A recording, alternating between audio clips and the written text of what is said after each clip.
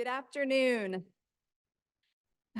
I'm Jennifer Borderud, Assistant Dean for Special Libraries and Director of the Armstrong Browning Library. And I'm thrilled, as always, to welcome you to the ABL's annual Browning Day celebration. I'd like to welcome those of you who are joining us here in the hand camera treasure room. Thank you to those who are joining us online. And also welcome to the members of the Baylor University Libraries Board of Advisors who are joining us today as well. I would also like to welcome Joanna Lamb to her first Browning Day and introduce her to you all. So Joanna, if you would mind just standing up so they can see you. Joanna is our newest curator at the ABL. She started working with us on March 1st of this year. Joanna is originally from Waco and is returning home after living in California and Colorado, where she's held positions in archives, libraries, museums, and records management, and served as an adjunct professor in the Master's in Library and Information Science program at the University of Denver.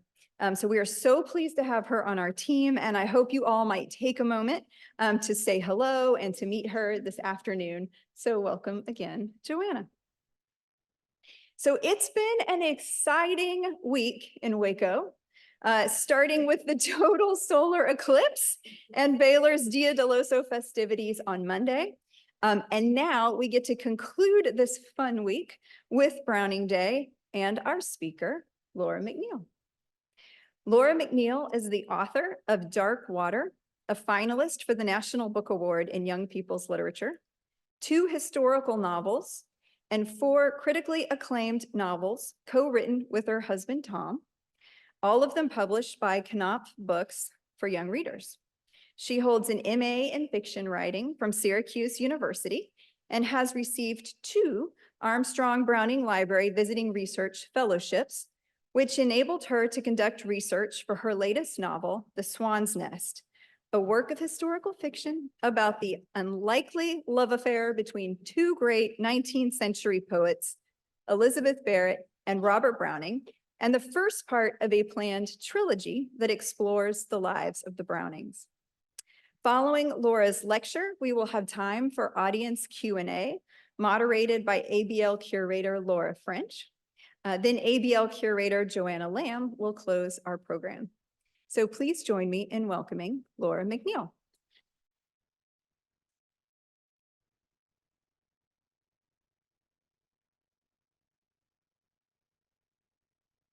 Hello. First, I would like to thank the people who built this library. They're listening, I feel. And the ones who work here now.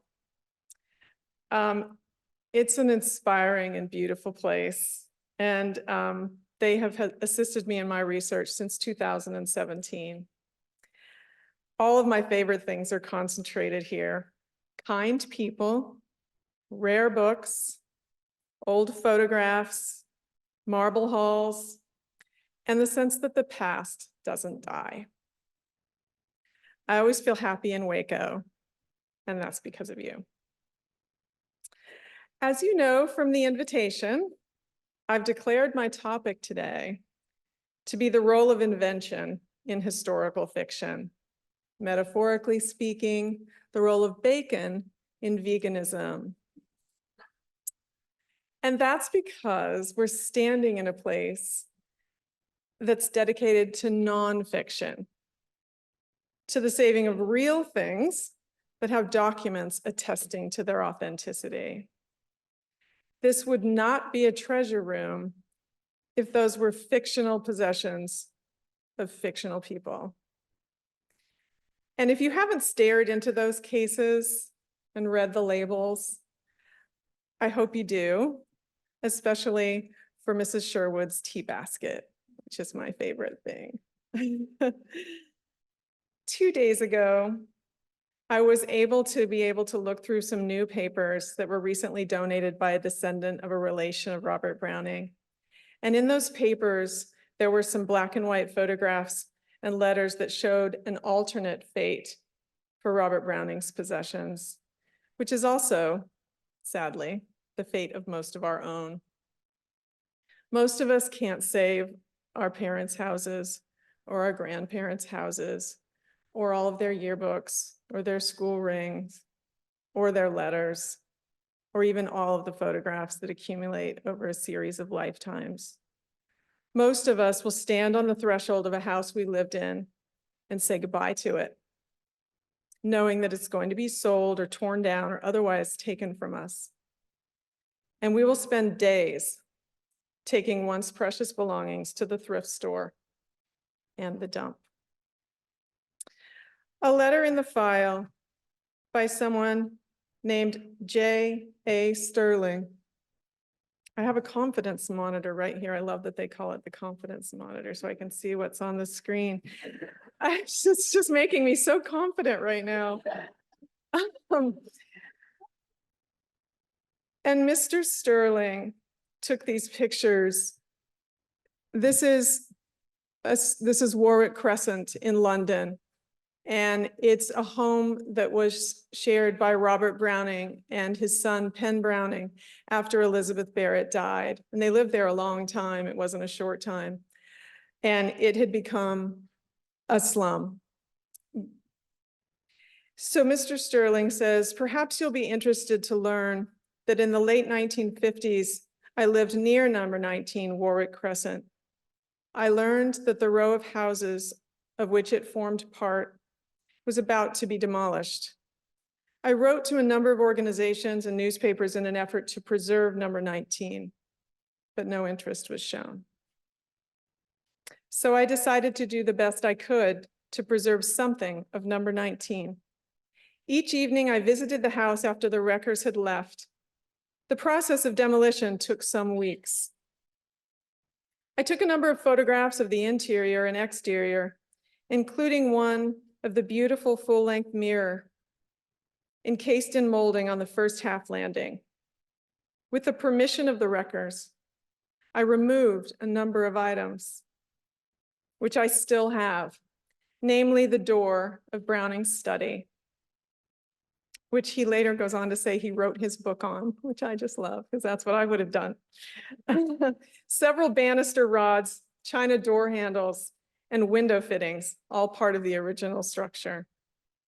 Shortly after, all remaining fittings were torn out and thrown into the great fire, which burned for days, where Browning kept his mongoose. His mongoose. I mean, there really just is no end of details like that in these archives where I just think, well, there's the novel right there. But some years before this, on May 15th, 1937, the New York Times published an article about a different door. The story reported that a house in London was being torn down along with a whole row of houses. All the doors on that street would be ripped from their frames and sent to the dump with all the crumbling bricks and doorknobs and broken glass and dust and stray hair. Only one door, as far as we know, was saved. Mrs. Charles F. Griffith of Philadelphia paid to save this one door, which the New York Times called a relic. The article informed readers that she was presenting it to Wellesley College on the 91st anniversary of the day the door on number 50 Wimpole Street began to be mythic. I doubt that any of you, maybe not even Jennifer, observe May 16th as Robert Browning first saw Elizabeth Barrett Day, which is going to be my new favorite holiday, and I hope my husband is making a note of that. This year will be the 179th anniversary of that day, in case you want to put the right number on the card. But you will remember, even if you don't remember that day, you'll remember the day on which you saw, for the first time, the person you marry. And maybe, if you, like me, have been married a long time, you've told that story over and over again. And the story gets distilled to certain details, right? Maybe there are little differences in the way that you tell it and the person you married tells it, right? For me, the difference is the color of the dress I was wearing. My husband has always said that it was green, and I have always said I didn't own a green dress then. He always said, he's saying it right now. He says that I was flirting with him, and I say I was networking. Because he taught at Stanford at the time, and I just thought, well, I need to meet this person. For most of us, though, the story of how we met the great love of our lives is told for the space of a lifetime. And if we're lucky, by our children for a little longer, and then it's gone. But this door is still at Wellesley. I have touched it. I flew from San Diego to Boston to touch it. I made an appointment with the curator to touch that door.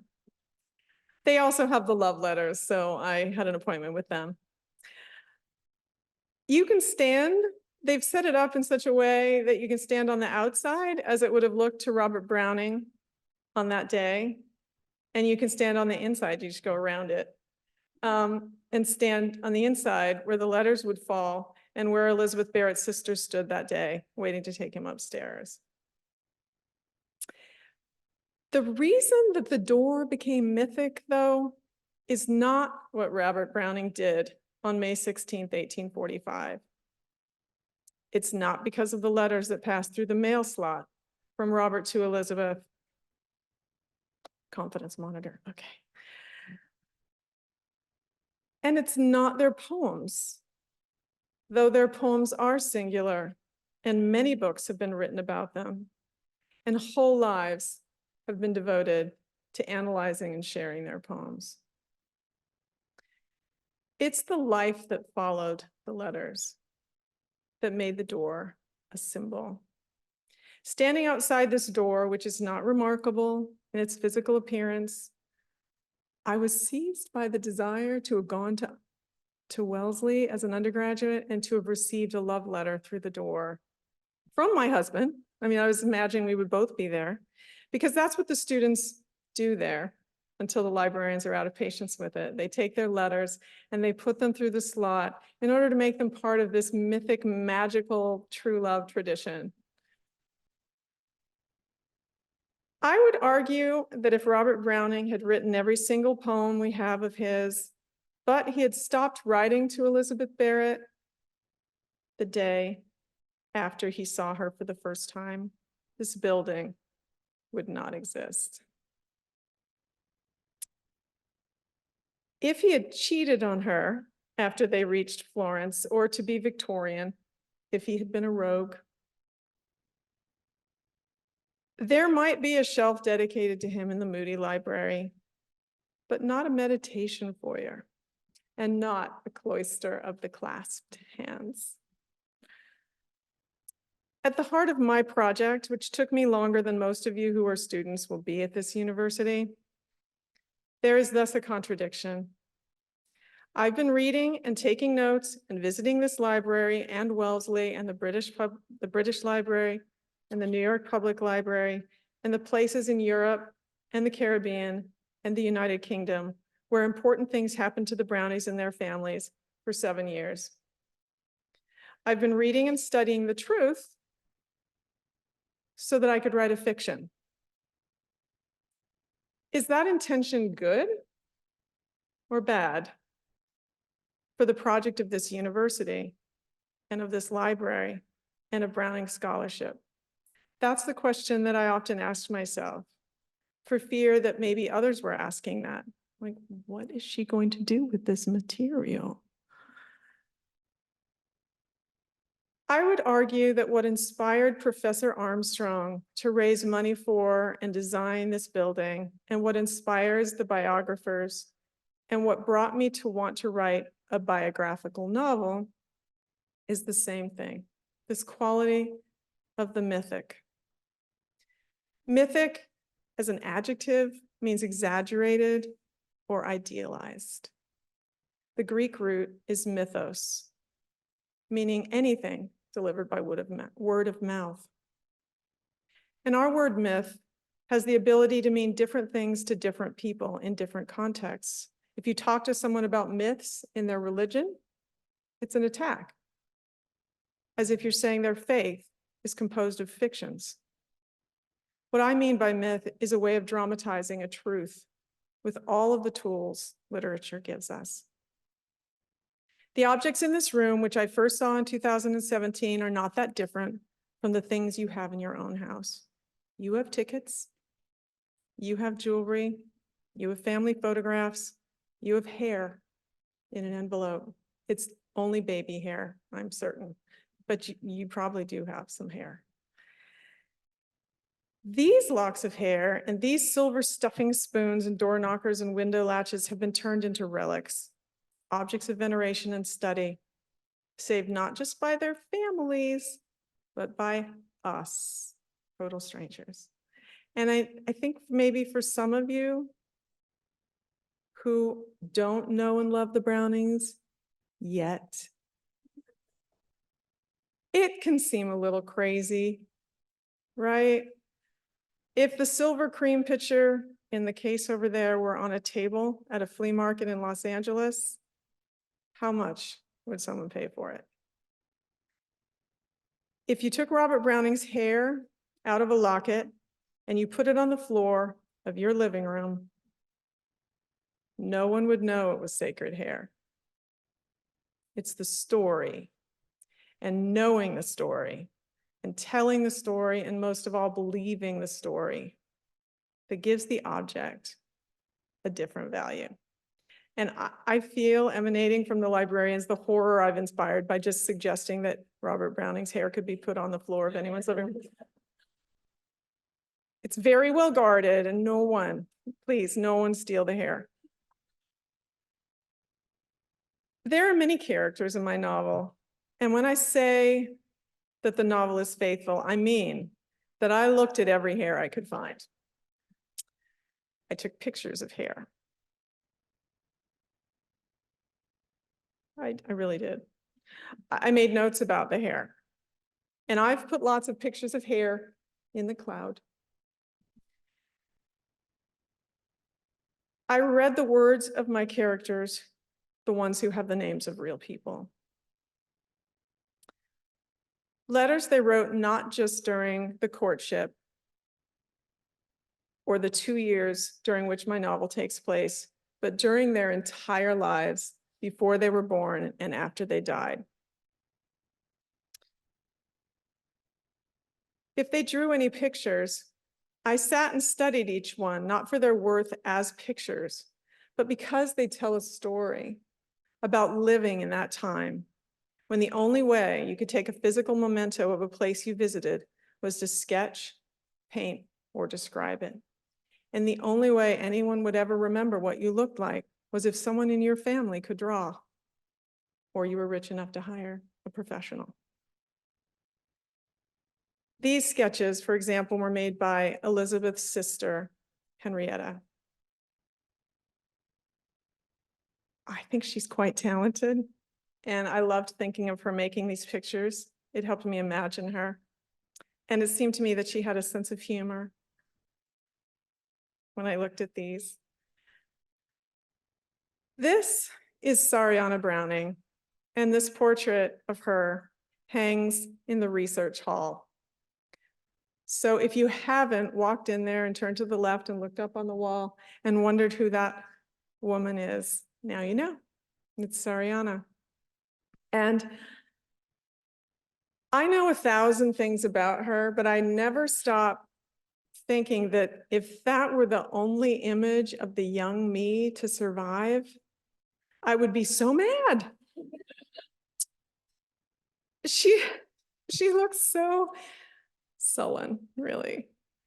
And I never post a picture of myself on Instagram if I don't like the arms. And I mean, I just don't think her arms probably really look like that. And it's not a good image. So this does beg the question, I think, when I write words for Sariana Browning, the character named that in my novel, and I say that she said something or she thought something, can you trust that you're learning about Sariana Browning? Or is it Sariana mixed with me and my love of sketching and my love of the sketchbooks she left behind and my hatred of pictures where my arms look like lobster claws? So that's the origin of my strange title. The book is historical, but fiction. It's non-fat, but it has fat in it, right? It's non-fatical fiction. I'm always myself when I'm looking at Sariana, writing about Sariana, or reading about Sariana. And I'm always myself when I'm looking at Elizabeth Barrett, reading about her and writing about her. Now you may ask yourself, if I was going to go to all this effort, why didn't I just write a biography? Why read a 700-page book about the painter Benjamin Robert Hayden, an artist who appears in a few short scenes in the novel? Why read all of a novel by Henry Chorley? I forgot. I had this picture. This was drawn by Sariana. And this picture by Sariana is of her father, Robert Browning's father as well. And it's really good. So this is a novel by someone you may not have heard of. And unfortunately, when I read this novel, I was really excited. I was like, I bet we're bringing this novel back into the canon, but it's bad. It's really bad. Poor Chorley, he really worshiped Dickens. He really, really loved Dickens, and he couldn't write as well as Dickens, which I think is sad. But anyway, Chorley hosts a fictional but historically possible dinner in my novel, and he has a fictional but historically possible conversation with Sariana. And why did I read these things in a nonfiction book about the Barretts in Jamaica, which I had to read twice because everyone had the same name? They were all Edward, they were all Sam, they were all Elizabeth. When I could just say, as I have actually heard historical novelists say, you have an out. I said it was fiction. I said it wasn't true. You could just make it up. Because for me, in the best case scenario, when I'm reading or writing, a historical novelist is a medium. Here's me.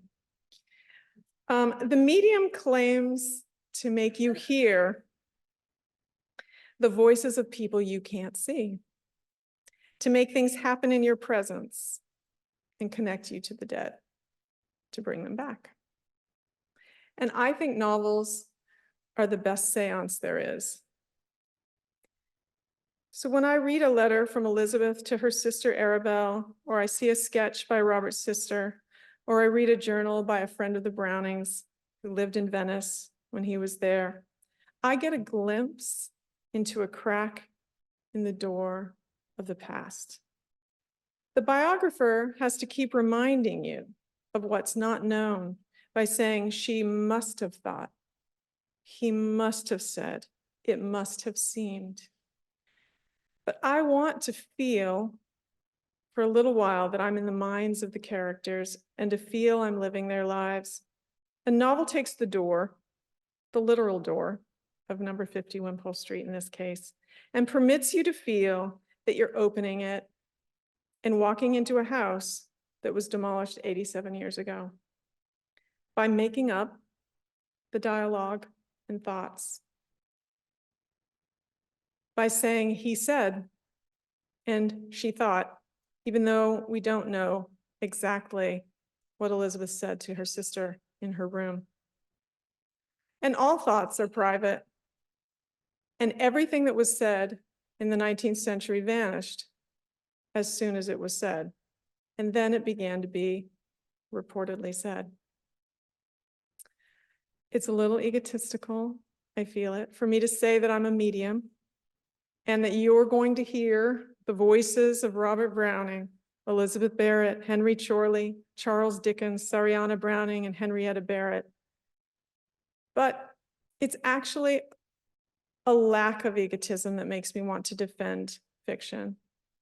I feel a compunction that Elizabeth Barrett also felt, to defend against what critics might say.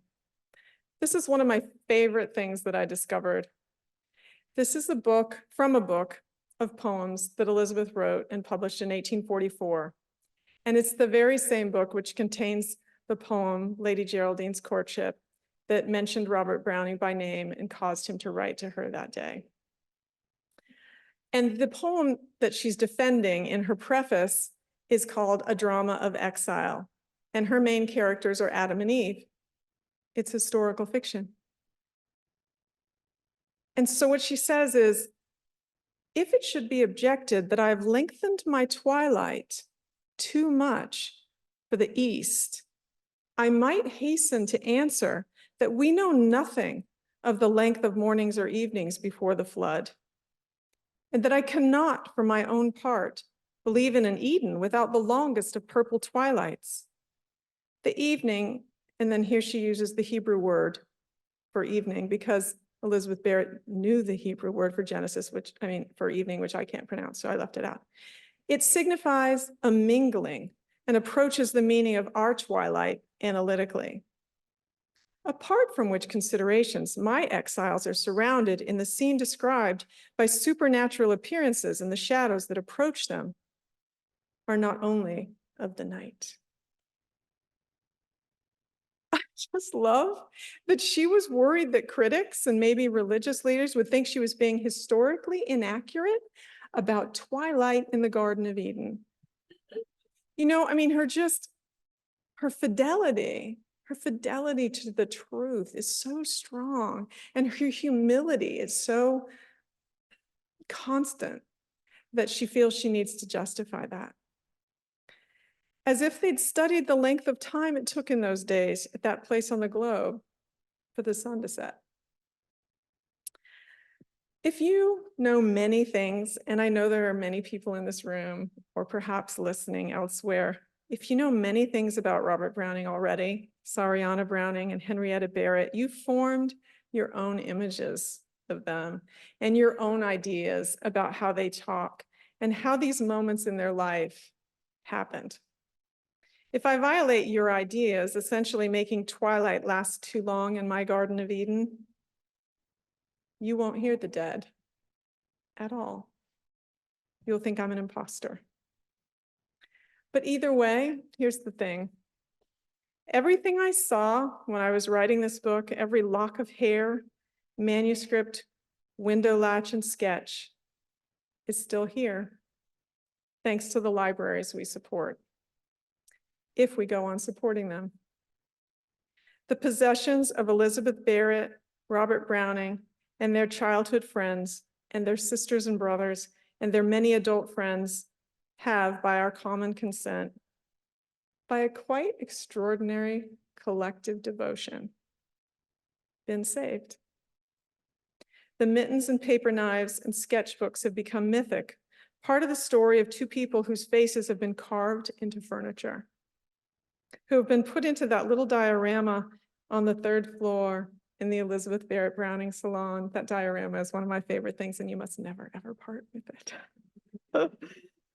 The whole point of a myth is to see ourselves in it and to be able to interpret our experiences through it and to tell it again freshly. My story about it will, I hope, make you feel you've been transported somewhere else, and that you'll like being there so much that you'll want to study history yourself and read all the biographies and look at the paintings in the stairwell and go to Italy and Jamaica and London, tell all the related stories that have not been told yet from another perspective. Because at the core of Robert Browning and Elizabeth Barrett's myth is the Greek myth about Cupid and Psyche. Love makes the soul immortal. Okay, so I am going to read a very short pair of chapters except that I forgot to put them.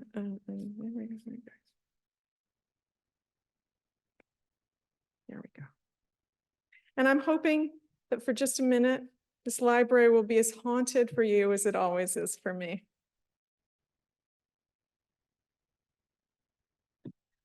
Elizabeth wished to unravel the days as Penelope unraveled the cloth. There must never come a day when Mr. Browning saw her as she was, a person, a body instead of a mind. There must never come a day when she had to see him being disappointed in what she was. The weather is too cold, she wrote. The weather is too wet. I am not well. She was afraid he would give up, and she was afraid he would get bored. But he simply kept writing to her. He asked her what she thought of his play and of his new poem. He said that he'd kept all her letters and numbered them. He astounded her with his patience and what he kept calling love. It made her want to write something in honor of it, this thing that a man said he felt for her. A sonnet would be the right vessel for a love of this kind, restrained by convention, tied up as tight as a corset. She calmed herself with the A, B, B, A rhythm of it, the stressed and unstressed syllables. Each sonnet had the requisite ons and offs, the ends and beginnings, octet, sestet, volta, the words holding up their hands to the partner who held up his in turn, spun, turned his back, and showed his face again. Beloved, she wrote, I am 9. Winter fogs left black specks on the windowsill and on the sheets hung out to dry. Let me in, said Robert Browning. She wrote, he wished to have me in his sight once as a friend, to come and touch my hand, a simple thing. But it was not simple. A man in her room would not be an octet, but eyes. What would she see in his face when he saw her? And if it was horror or disappointment or a mask trying to hide those feelings, what then? Chapter 17. 5 months had passed since she answered his first letter, and no one, not even Elizabeth, could say it was not spring. There were bees, butterflies, and larks in the air. Skies blue, bluer and bluest. When he woke up on Friday, the day had come at last. Between 2 and 3 o'clock, her letter said. He trimmed his beard. He shaved his cheeks and the part of his neck just below the beard. He cleaned and cut his fingernails. He heated water and carried it into the room off the kitchen. Do you need anything, Robbie? His mother called. There was no need to tell them yet. He didn't need to tell them. She had written to say he might call on May 16th, and it was May 16th. I have everything, thank you. All of him was as clean as it could be. In the little mirror with a crack in the corner, he saw himself blink, and he adjusted his tie and his waistcoat. Nothing more could be added or taken away. What he was, he was. And what was she? Confined to a chair, likely. He was quite sure she couldn't walk, and he didn't care. Where are you going? Sariana asked. To town.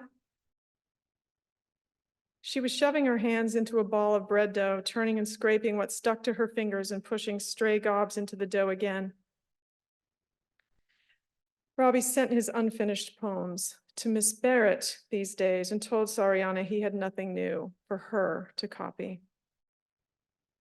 She was angry about him sharing his work with Miss Barrett instead of with her. She was disappointed too, that he had not written something about abolition for Miss Goss. Don't wait for me at supper, he said. If the visit went well, he would walk in Regent's Park. If it went poorly, he would walk in Regent's Park. He would need plenty of time to think afterward, and he didn't want to be expected by anyone. "Why are you taking that?" Rennie asked. He had a jar of Perry in his hand, and he bundled it up in a cloth before setting it in the bottom of his sack. "I might get thirsty." "No," she said, "that," pointing to the rolled up painting in his hand. "It's the painting that Father did of the broken vase. I thought my friend might like to see it." "Your friend?" "Yes." When he bent to kiss his sister's cheek, she didn't move. Her fingers were buried in the dough, stuck as in a mire. "Is it a woman, this friend? A woman you've never seen before?" "Yes." "I hope it goes well, Robbie. I truly do." Birds sang along the towpath, tulips bobbed in meadows. The day was cardinal and chartreuse. She might smell of flowers. She might smell of musk. She might let him say that he loved her. She might hear him say all the reasons he must make her his. A falcon floated as if the wind took it and held it in its hands. He crossed the Thames near the spire of St. Marylebone.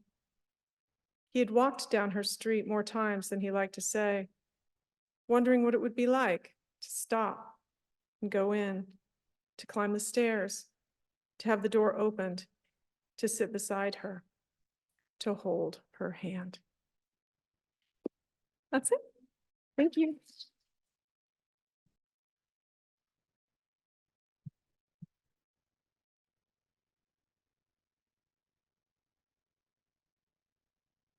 So thank you so much, Laura. We now have a few minutes for questions from our audience, and we have an audience that is both here in person as well as one that is joining us internationally and virtually. So we ask that when you ask your question, please wait for the microphone to come to you and use it as you are asking your question so that our virtual audience will be part of the conversation as well.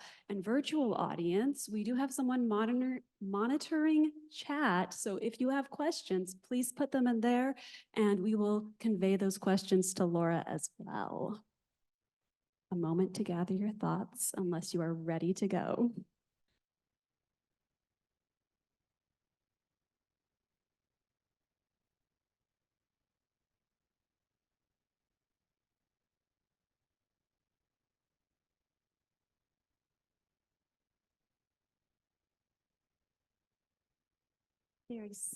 Hello? Okay, very simple question about the house on Wimpole Street. I just wonder have you been there? I'm sure you have. We drove by it. We didn't get to stop.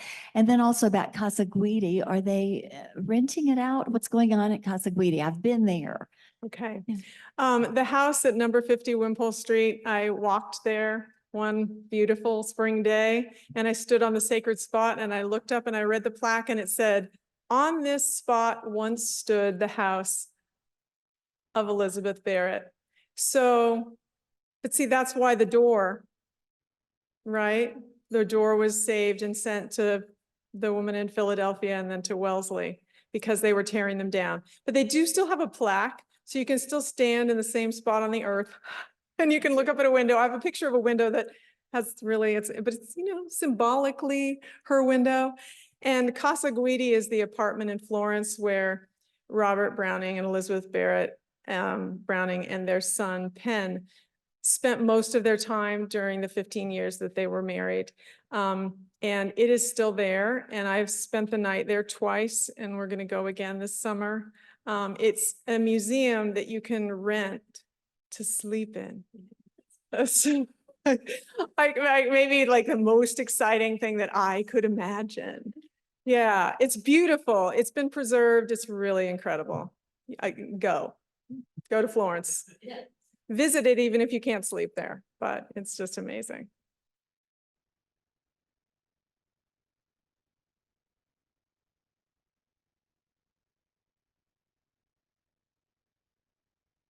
Thank you so much for sharing with us. I really loved entering to the chapters. I'll be getting the novel. So, That's great. but as you were talking and some of the metaphors you used to describe the process for you, it kept reminding me of Robert's own way of thinking about making a past fact through fiction alive in the present through reading the book. He talks about mixing himself with these facts he's reading from the past to make them live again. He asks, if fiction makes fact alive, is it fact too? So I was wondering, for your process of imagining into these past scattered facts and letters and hair and everything, what were some of the moments of fiction where you just were very much mixing yourself with it, make it live again, like that you felt were so important? I will say just first, even though that wasn't exactly your question, that when I felt like I was transgressing by imagining Robert Browning, I remembered that he did that too. He was, imagining Sordello. So I did think about that.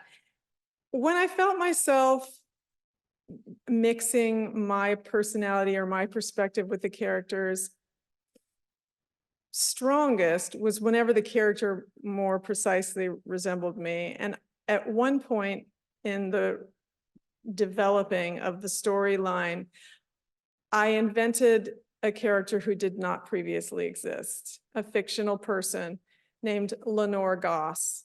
And I needed one person who could go anywhere I wanted her to go, say anything I wanted her to say, and I wouldn't find a letter 2 weeks later that said she wasn't there, which happened all the time.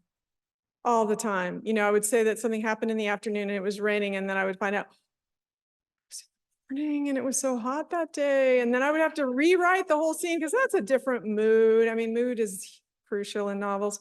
So Lenore Goss she's inspired by 19th century feminist abolitionist journalists. And I was able through her character to bring a more modern perspective about the economics of the time, because the Barrett family money came from a sugar plantation in Jamaica. And there's a lot of concern in history and in fiction about presentism. I don't know if you've studied that term in your classes, about bringing something from the present, an idea or a preoccupation of the present, into a historical scene and making it anachronistic. With Lenore, I could go ahead and bring those things in naturally because she was that kind of rebellious person. So I think I most closely identified with her, but probably also with Sariana because, again, the arms. And also it's funny, there are people who disagreed with me about this, but I imagined her having sort of a stressful time going to parties and dressing and wearing her hair the way that the rich people did. Michael Meredith says that maybe Sariana is mad at me for that because she wasn't like that. But I think I imagined every party I have ever been to and every self-conscious moment I've had about my hair when I'm with rich people. So those are some examples. We have a question from, oh, that is weird. I was hearing myself talk to myself. That was not good. With all that research, it must have been a torment to decide what to leave out. Can you say more about the volume of things you absorbed and research, informed and infused, what you included in the book? Any favorite nuggets that did not make it in? This is from anonymous attendee. Okay. My favorite, I have many scenes that didn't make it in and many things that I wanted to include. And I actually wrote about, when I say it took me 7 years, I wrote 800 pages. I've written 2 of the novels at this point. The first 400 pages were about a different period in Elizabeth's life when 2 of her brothers died in the same year in 1840. So I hope that I won't have to leave all of those on the cutting room floor. But one thing that I did have to leave on the cutting room floor from this book was about a glove. And Elizabeth Barrett's father, when he was 7 years old, was sent away from Jamaica without his mother, with his little brother and his sister who was 11. They were put on a ship and sent to England with a chaperone to be educated. And some months after they reached England, someone else went back to Jamaica on a ship carrying a glove with a message for Edward's mother. And the message was, "Tell my mother it's wet with my tears." I mean, it breaks my heart, but it also lets me, I know how a child can manipulate you. I mean, she's going to feel guilty about this. And I also know how you're going to tell that story forever. You're going to say, "Remember that time when you sent me that glove and it made me feel so guilty?" Anyway, I could not figure out why in Jamaica there would be a glove at all. Why a 7-year-old would have a glove. I mean, they were formally dressed, and I envisioned it and I sketched it and I looked it up and I couldn't find anything. And finally I went to the New York Public Library, which has the glove. And I saw it. And it was so different from how I visualized it. And I wrote a chapter from the point of view of Elizabeth's father, where he remembers that journey on the ship. And it helped me to understand him from a different perspective, not as the villain of the story, but as someone who as a child experienced a lot of really traumatic things. So that was the part I missed putting in the most.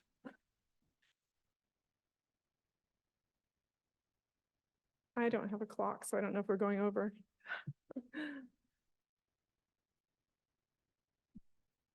So I know in all that lengthy research was just to stay true to the characters, but of course there's just so many, and obviously as a woman writing from the perspective of a man, how did you kind of keep parts of yourself from the characters? How did you build like their personalities through all the research and facts that you compiled?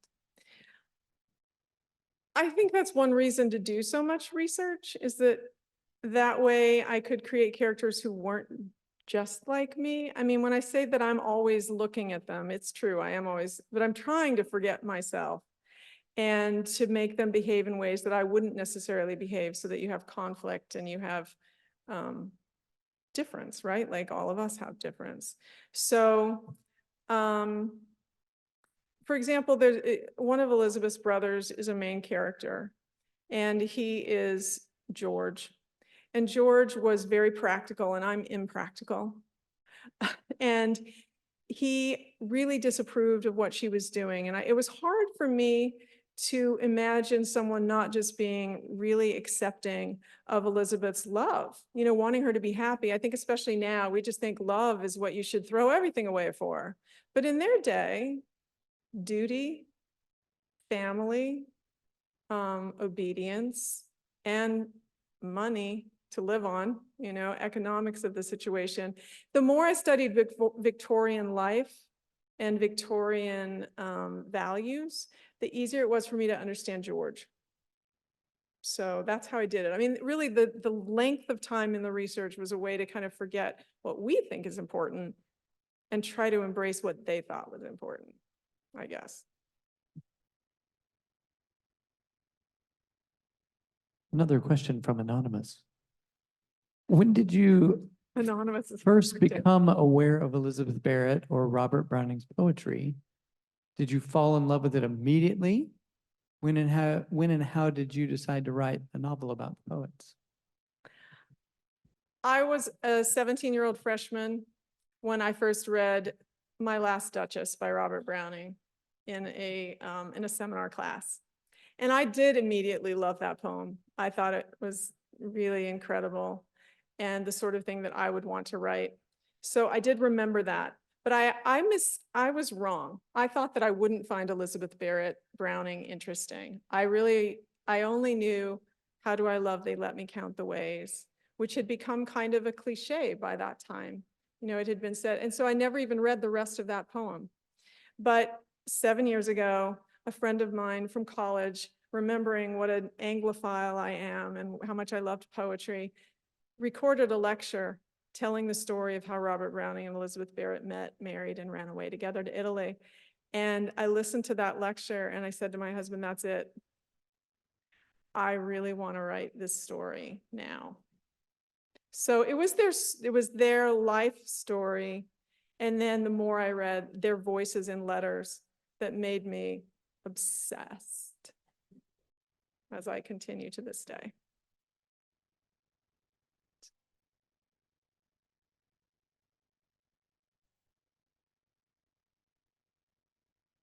How do you think the Brownings' love has shaped your idea of love? Oh, that's such a beautiful question. How has the Brownings' idea of love shaped my idea of love? I think it has made me want to be a better person. I have spent a lot of my life reading the fiction of people who were great artists and really unfaithful people, selfish people. And the Brownings' idea of love encompassed faithfulness to your family, to your spouse, to your promises, and to your art. I mean, they didn't stop writing. They didn't stop supporting each other's writing. They continued producing until literally the day they died. But they also were so kind to their servants. They took care of their servants when they became old. And they took care of their relatives. And, you know, Robert was holding a lot of people when they died. I mean, he held his father when he died. He held Elizabeth when she died. He held Elizabeth's sister when she died. They were there for people. And that idea of love, I aspire to. I aspire to it. I think it's really, really beautiful.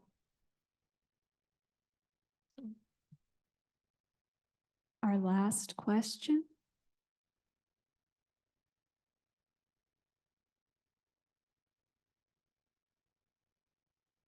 One more question from Anonymous.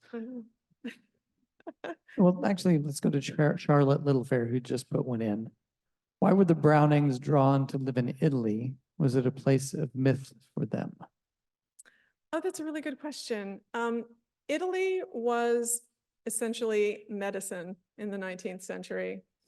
If you had lung ailments that the wet, cold weather in England and the pollution of London made worse, doctors would prescribe Italy to you, which is the prescription I seek. I mean, that's just the best prescription I've ever heard. And even though I didn't talk about it, it does occur in the book. Elizabeth's doctor had said, if you don't go to Italy, you'll die. And so she was trying to figure out a way to get to Italy, and her father really didn't want her to go. And Robert said, I'll take you. Also very romantic. Thank you so much, Laura. And now I'm going to turn it over to Joanna, who has some important announcements for us all, and especially for our students. So please listen up and give Joanna your attention.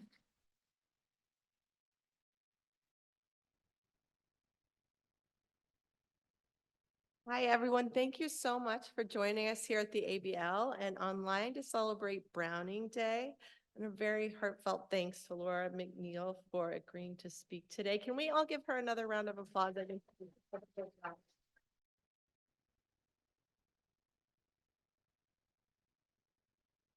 You are all invited to a reception downstairs in the Cox Reception Hall. Laura's book, The Swan's Nest, will be available for purchase, and she's very graciously agreed to sign copies for us. Students, if you need CAE credits, please check in the foyer. They will be there to make sure that you get your credits. And again, thank you all for coming. We hope to see you downstairs. Have a great night.